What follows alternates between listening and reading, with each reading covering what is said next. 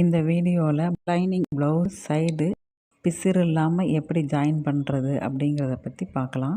அதுக்கு ஃபஸ்ட்டு இடுப்பு சுற்றளவு, கை சுற்றளவு நமக்கு தேவையான அளவை மார்க் பண்ணி எடுத்துக்கணும். ப்ளவுஸோட உள்பக்கம் இடுப்பு, மார்பு, கை சுற்றளவுக்கு 2 பக்கமும் நேராக கோடு போட்டு எடுத்துக்கணும்.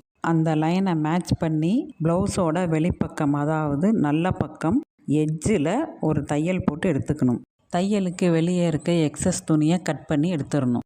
அதுக்கப்புறம் ப்ளவுஸை உள்பக்கம் திருப்பி நம்ம மார்க் பண்ண லைனில் ஸ்ட்ரெயிட்டாக தைச்சி எடுத்துக்கணும். நமக்கு தேவையான எக்ஸ்ட்ரா தையல்ஸ் போட்டு எடுத்துக்கணும். அதே மாதிரியே இன்னொரு சைடும் ரெடி பண்ணி எடுத்துக்கணும். பாருங்கள், ஃபைனலாக பிசிறே இல்லாமல் நீட்டாக இப்படித்தான் இருக்கும். நீங்களும் இது மாதிரி ட்ரை பண்ணி பாருங்கள். இது யூஸ்ஃபுல்லாக இருந்தால் ஒரு லைக் கொடுத்துக்கங்க. நன்றிகள்.